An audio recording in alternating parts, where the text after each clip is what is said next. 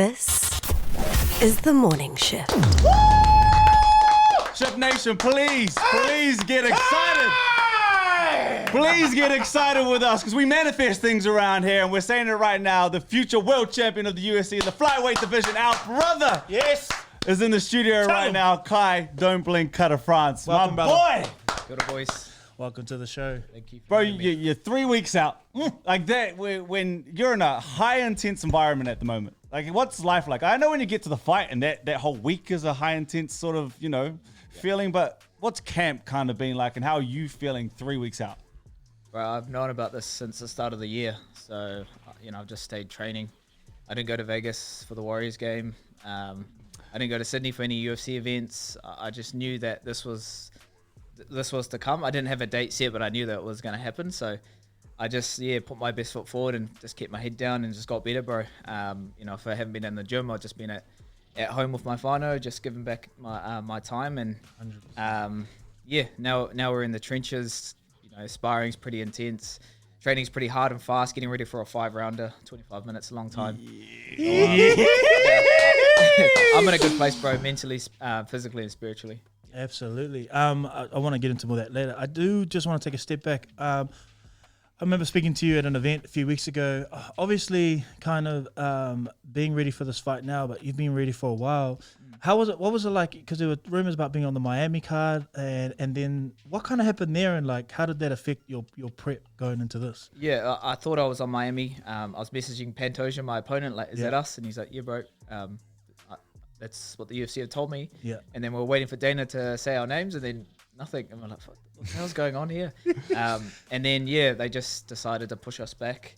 Nothing to do with injuries or anything like that. Just UFCs are on their schedule. So, just had to kind of pull back.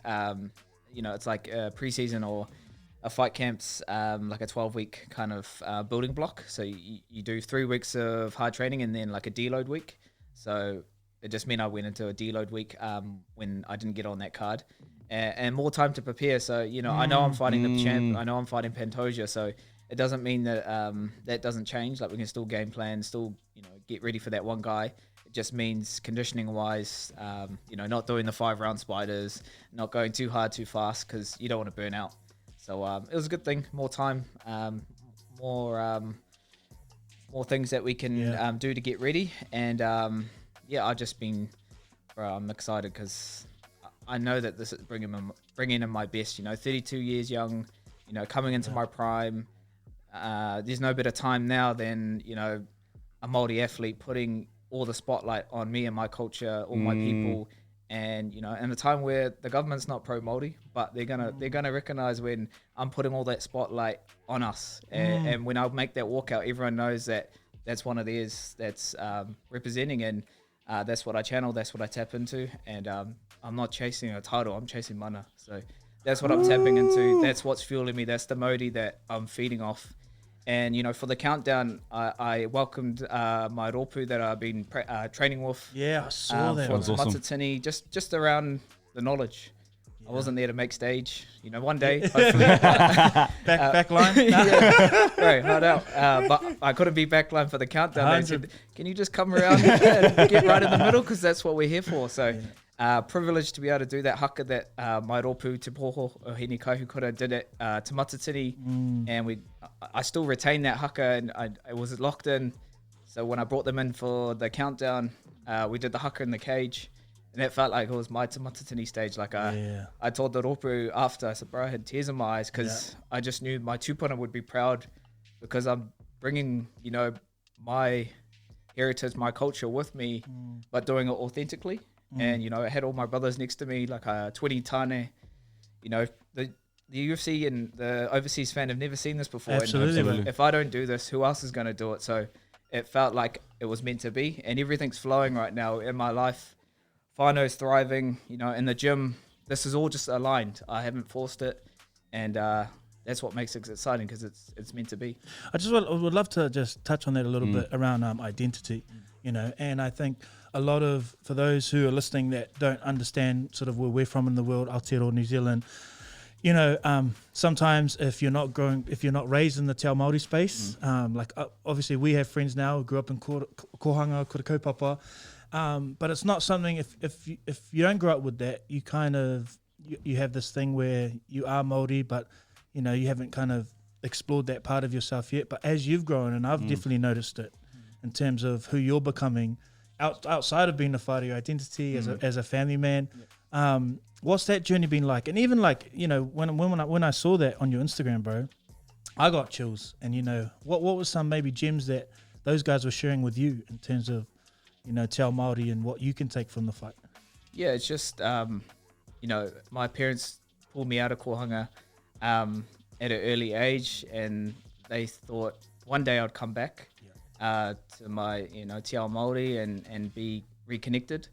And it wasn't until I met my wife, and it just gave me a different side of what's important in life. You know, I've been chasing this dream, fighting now for 15 years now, but I realized along the way that fighting isn't everything, and you know, you're so much more than just that. And that's the, you know, the dialogue and the talk that I have to myself, and me kind of embracing culture, embracing being connected to, you know, my tupuna and my reo and tikanga Māori, and my Māoritanga. It's just allowed me to be like, I'm enough, you know, because I'm just Māori. Yeah. And I don't need to have any validation. I don't need to win a world title to, you know, to validate who I am or my happiness or my value. And the day I learned that was the day that, you know, that I'm going to be okay after fighting, because there is life after fighting. And, you know, for me, fighting is my mahi, it's my career, but it's not my identity. You know, my identity is, you know, me being a husband, a father, Good husband, good father too. a brother and a son, you know, and just being able to see show those sides of me, you know, to my kids. You know, you can be one of the best fighters in the world, and you can be this loving, unconditional, sensitive, compassionate, you know, father, and show them, you know, there's ways to do things, and just trying to lead with action rather than just talking. So, Beautiful. Yeah, I'm in a great place, and that's why I know that, this is bigger than me, what I'm doing now. And regardless of, you know, me as a fighter and you know, all these people looking up to me and you know, following my journey, I've already won the title, because I get to go back to my final every day, and my kids look at me and my wife look at me like I'm a world champion. So, that's the modi I'm feeding off, and the knowledge I've learnt off my ropu. You know, it's not specific fight training, but it is fight training. You know, kapa haka is a different kind of fitness. There's kapa haka. How many jumps? How many jumps?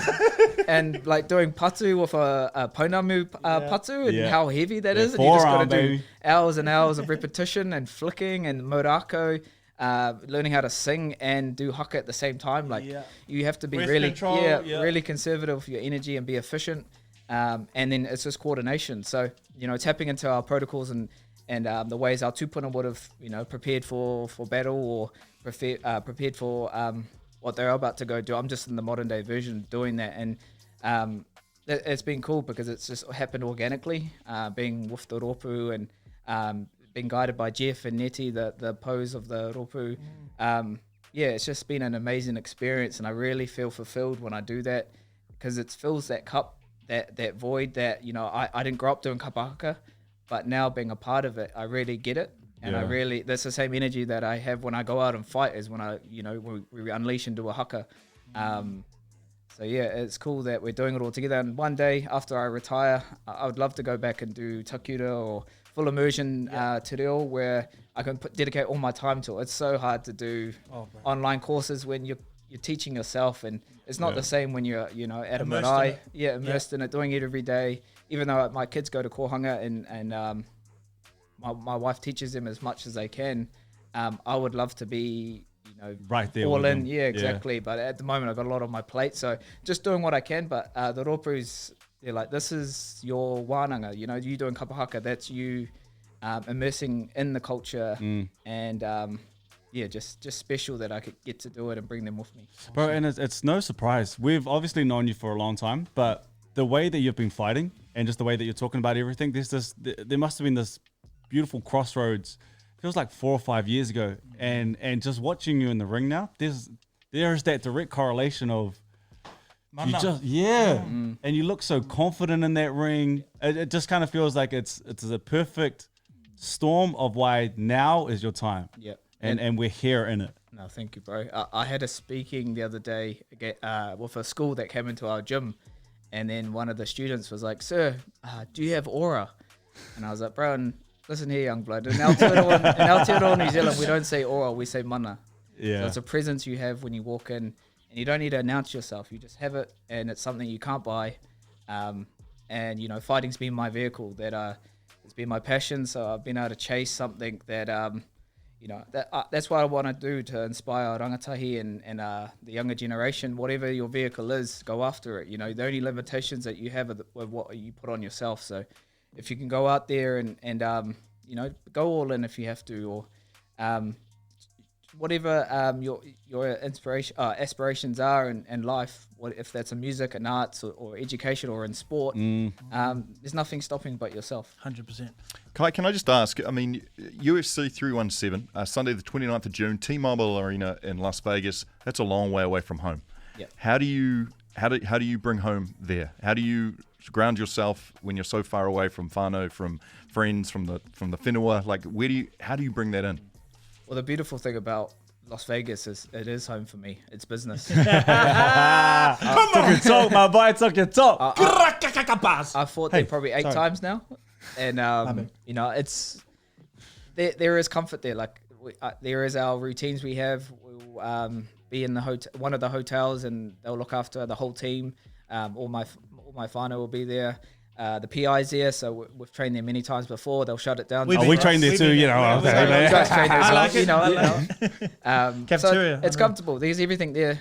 You don't need to go anywhere. It's all in house. Yep. And then, you know, I've had big fights in Las Vegas before. I fought Moreno the first time at T-Mobile. I knocked out Cody Garbrandt in T-Mobile. So You're coming home, ladies and gentlemen. Coming home. Talk your shit. they know who I am over there, and yeah, that's like being on one of the biggest cards of the year, International Fight Week, co-main event.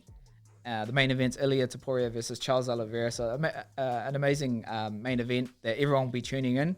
But we get to steal the show. Me and Pantoja. He's a great champion, tough guy, but he's going to be too tough for his own good. Like I'm expecting a fight. I'm expecting contact where, you know, I'm ready to stay in the fire and catch him. He hasn't been knocked out in the UFC, so I want to be the first one to do it. And how much has the training been about, you know, what Pantoja brings over, say, how much weaponry you have? You know what I mean? Like, sometimes I like that. Yeah. Every fight, it's never about my opponent. It's me against myself. Yeah. That's how I look at it, and that's what I can control. So, yeah, for Pantoja, nothing's different. I let the kind of specifics of the game planning to my coaches. You know, they're one of the best at doing it. And we've already been, you know, honing into a game plan that we feel like it's going to be the most effective.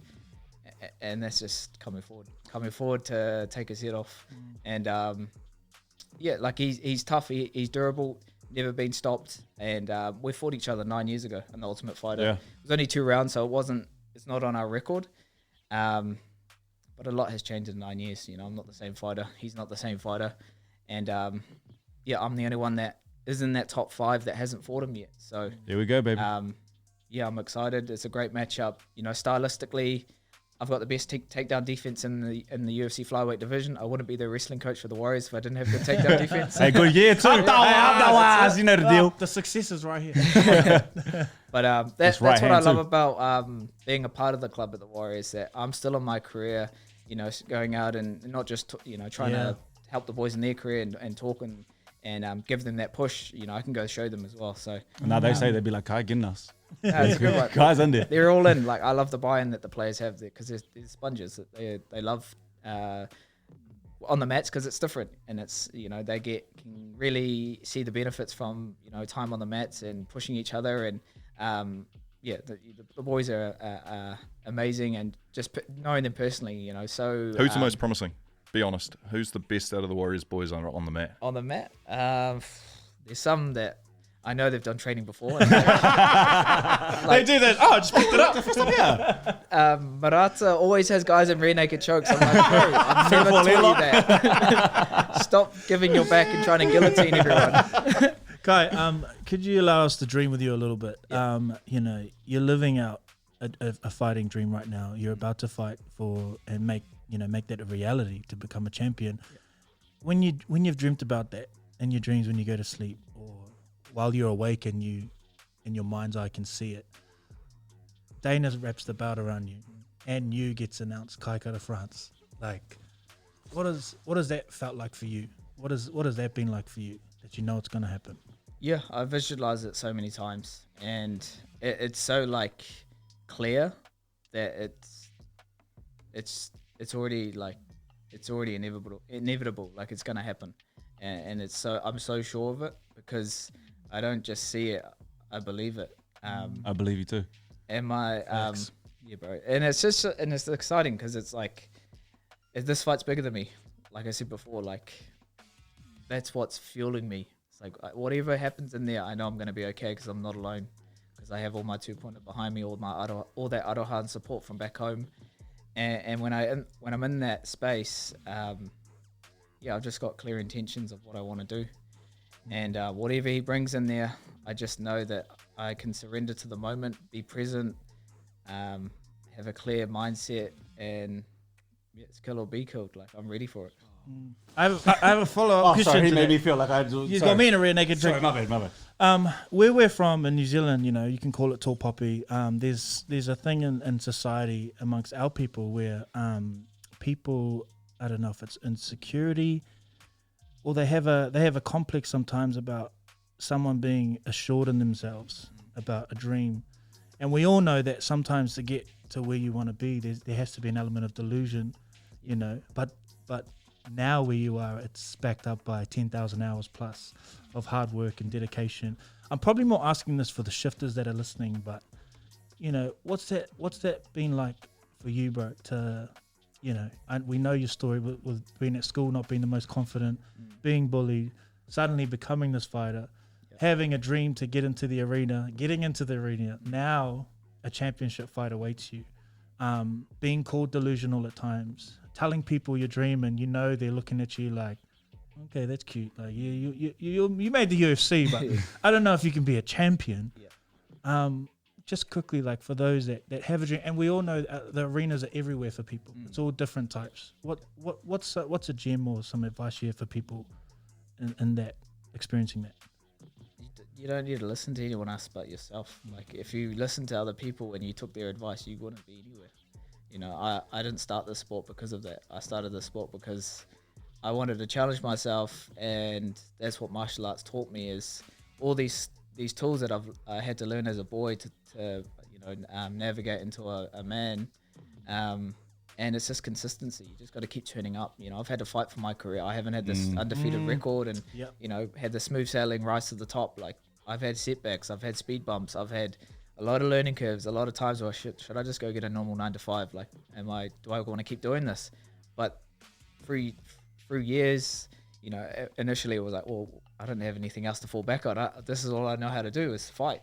And then when I had my family and you know, I've got my family to provide for and to feed, I got to put my emotions to the side. It doesn't matter if I'm having a bad day. I've got to turn up because I got to make sure that I'm giving the best life that I can, and that's what's fueling me as well. But yeah, it's just not listening to opinions that don't matter. Go in there, back yourself, and believe in yourself. Not because you want to be the man and you want to, you know, become a world champion. It's just you want to be better than yesterday, and you know you want to just consistently work at it.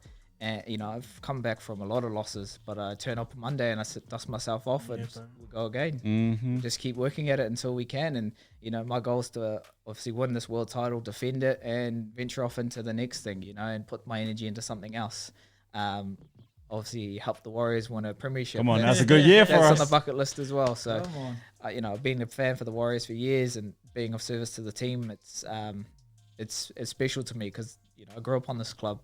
I haven't just been one of these bandwagoners from the last 3 years. But no, it's awesome to be able to be in all these new spaces while I'm still in my career, and you know, collabing with doing our clothing brand with KKF, and yes, sir. Just not putting myself in a box. And you know, like I said before, I'm more than just a fighter, and my journey is one that's gonna the legacy I want to leave behind is just to know that I went after it, chased it, and ultimately I'm gonna tick this goal off being a world champion. But to be in the same conversation as my teammates, Izzy and Alex have both been world champions, and not have their light dimmed because I want to shine. We can all shine together. Absolutely. And that's that tall poppy syndrome in New Zealand. Like, let's all just pump each other up. Izzy's been, his speech is iconic when he was talking about how let's embrace each other and work with each other. And you're seeing that now with, the cross codes of myself and the Warriors, working together and cross coding, because there's a lot of stuff that we can learn from each other. Absolutely. And what I've learned in the Warriors space is how to tackle a season as a professional athlete. Like, it's a full on, It's a long itinerary, and you got your travel, you got your rest, you got your sacrificing your family. You're away every week. We only fight 2-3 times a year, so we can kind of schedule a holiday after. But you're only got 8 weeks off throughout the whole year. So it's a big ask, and how to nurse an injury week in and week out. It's just been cool to see the behind the scenes of how SJ and the Metcalf and the rest of the team, how they navigate all of that stuff. And it makes me be a better professional athlete, because it's like, shit, I really have to tick everything off. It's not just the training, it's everything else that needs to be organized and sorted. 100%, bro. Kai, man, I ain't gonna lie to you, I had goosebumps that whole time. That was beautiful, man. Man, we are so excited to see you live out your dream, to be a part of what you're doing. The whole country is behind you. The world will remember your name after this. It's Kai time right now. It's time to eat, baby. It's time to eat. It's time to eat, baby. Rent's being paid, baby. Flyweight champion right there, baby. That's our boy. Kai, bro, we can't wait. Good luck, man. Thank you, brothers. And just, seeing your guys' journey the last few years, and going from, this dream that you guys had to now what you guys have as Shift, the morning shift and Shift Nations, inspiring, and, just seeing you guys just chasing it as well. It's been awesome. Thank you, brother. Appreciate you. Thank you. That's my boy. This is The Shift. The Shift. Go home, ladies and gentlemen. Let's go home. The morning shift. I'm gonna make him an offer he can refuse. The Shift. I love it. This is The Shift. Got it. Okay.